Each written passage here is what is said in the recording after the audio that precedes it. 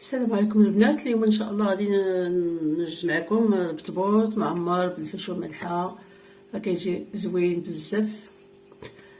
بغيت نقاد هاد الوصفه هاد الخبز، بغيت نقسم معكم هاد الوصفه.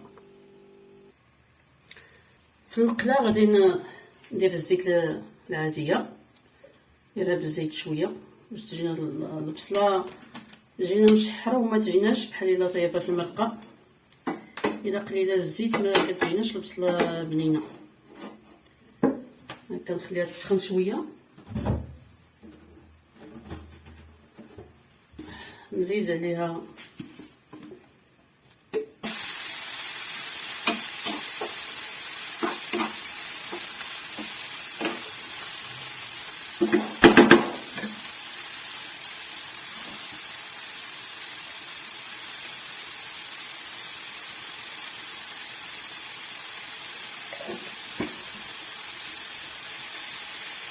دابا ملي تقلات ليا البصله شويه غادي نزيد عليها شويه ديال الزيت الزيتون، زيت العود،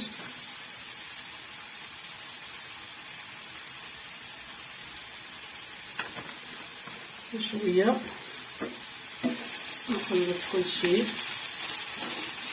نخلطها مزيان، ونزيد عليهم الشحمه مقطعه طريفات. الشحمه تكون ديال الكلوه دغيا كتذوب زوينه.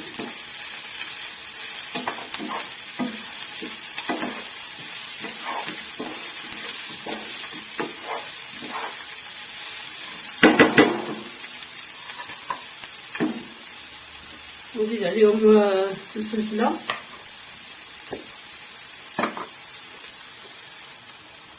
عندي هنايا الكفته ديال البقري، وعندي الصدر ديال الدجاج، ها هو مقطع طريفات. نتوما ديروا اي حاجه عندكم في الدار، انا هادو اللي عندي في الكونجيلاتور درتهم. ديروا هاد الخبز بالطبوط معمر بلا لحم، غير بالبصله والخضره والفلفله، فلفله حمراء وخضراء ولا الكم وخيزو محكوك. انا غادي نزيد خيزو وفلفله يتسخروا ليا هادو شويه.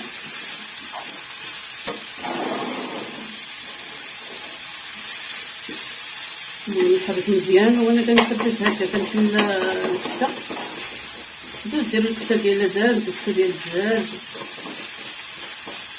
اي حاجه عندكم في الدار تعملوها في الخبز، راه كيجي لذيذ وخا يكونوا فيه غير الخضره بلا اللحم كيزيد. وكاين تاني اللي كيشحر الخضره مع البصله كيخليوها تبرد وكيزيد عليهم الثوم وكيعمر بها هذيك الزيت في البوط.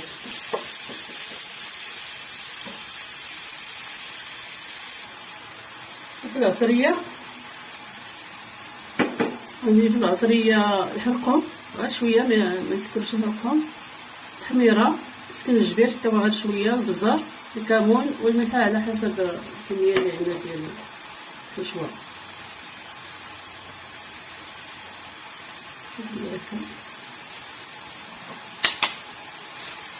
نخلط كلشي مزيان، ديما فوق العافيه تكون قويه، تكون مجهده باش هادو ما يطلقوش لينا السوائل ديالهم لا الكفته ولا البصله.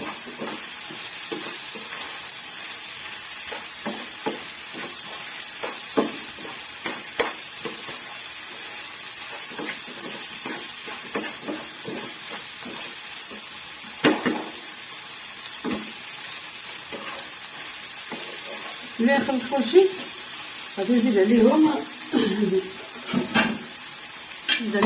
خيزو محكوك في الحكاكه الغليظه بهذا الشكل هذا، والفلفله خضراء والفلفله حمراء، واحد فلفله خضراء وواحد فلفله حمراء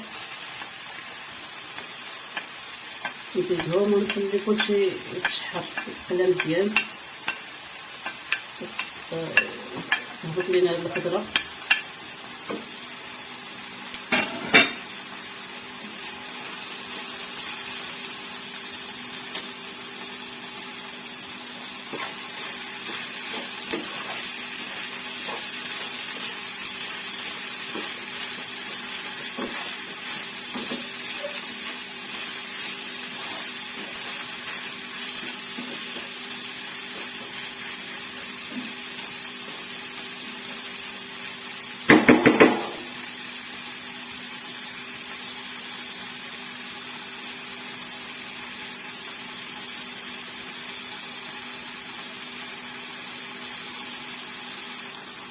غادي نزيد عليهم شويه ديال الهريسه الحار، اللي بغا يديرو يدير، اللي ما بغا بلاش، ما كنكثروش بزاف.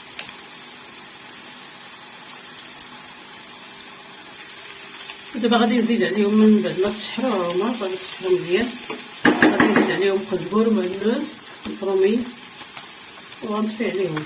هادو بلا ما نخليوهم يطيبوا بزاف، نخلطوهم مع الحشوه صافي تطيبوا عليها، نخليوها على جنب باش تبرد.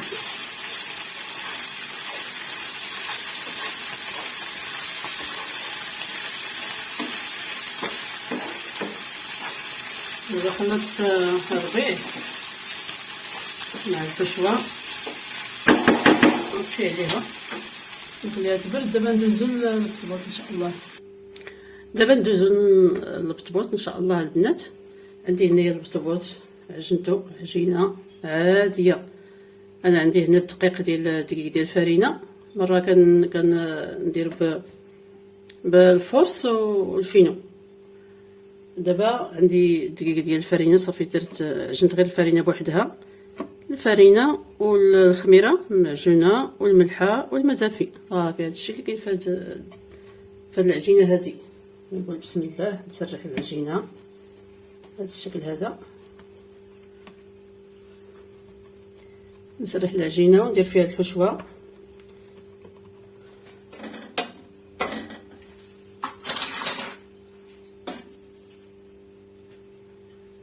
بهذا الشكل هذا،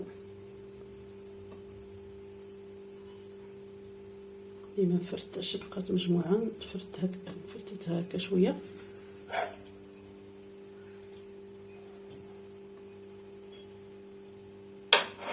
نجمعها بهذا الشكل، نجمع على هذا الجناب، ما نشدش بزاف، غير شويه باش ما تجمعش لينا العجينه بزاف في الوسط، تجيناش غليظه في الوسط هكا. هي تجمعات وندير لها الدقيق، منديرش الزيت، الدقيق كيخلي العجينه تشد مزيان.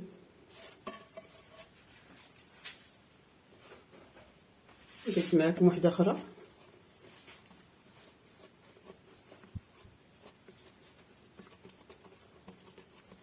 كنخليو هذا الوسط غليظ وكنسرحو الجناب غادي نجمعوهم.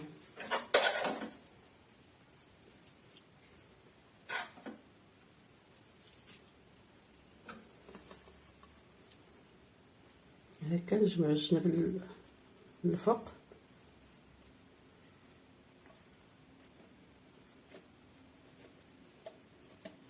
البطبوط العامر راه كيجي البنات زوين، كيجي لذيذ.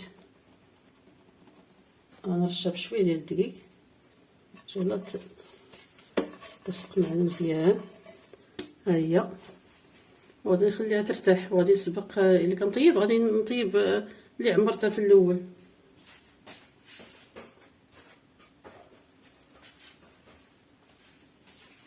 نكمل البنات ونرجع معكم. ودابا البنات راه بديت كنطيب، كناخذ هذه اللي عامره، كندير هنايا شويه ديال الزيت وكنسرحها على هذا الشكل هذا. ها هي، حتى الا بانت شي بلاصه هكا بانت فيها الحشوه ماشي مشكل هكا. ونديرها دابا في المقله.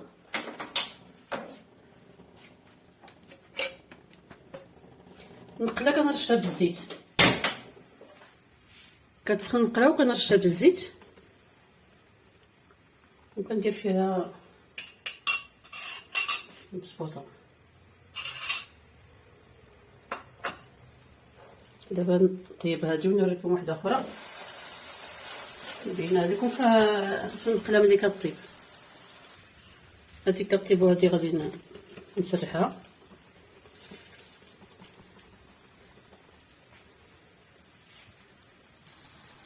ها هي كنقلب فيها حتى كطيب بهذا الشكل هذا. هذه صافي نرجع عليها كتجي على هذا الشكل.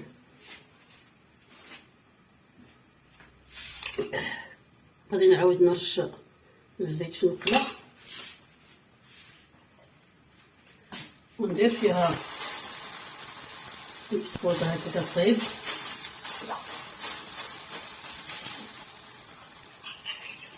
ونعاود نرشها من الفوق هكا بالزيت.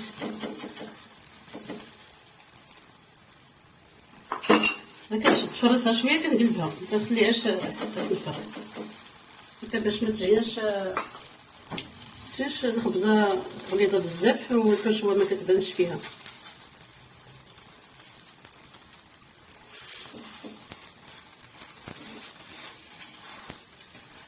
نبقاو هكا كنحركو فيها وكنقلبوها حتى كطيب.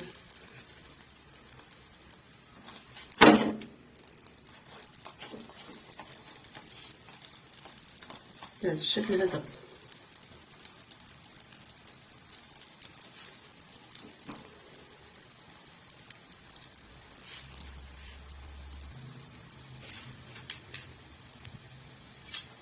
ها هي كندير فيها حتى كطيب. نقصبوطه شويه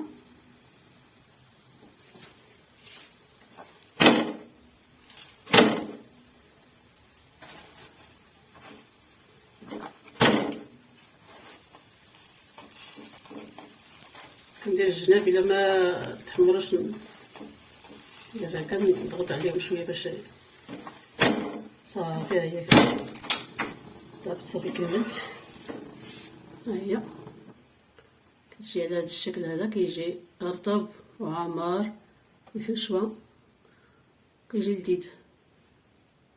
دابا ملي كملت البطبوط ها هو كيجي عامر وكيجي زوين الحشوه كتبان فيه. نوريكم هذه شوفوا الحشوه كي دايره هو عامر كيجي لذيذ كيشهي. الا عجبتكم هذه الوصفه ديروا لي لايك وشاركوا معايا في القناه وبسلام عليكم حتى الفيديو الجاي ان شاء الله. بسلامه.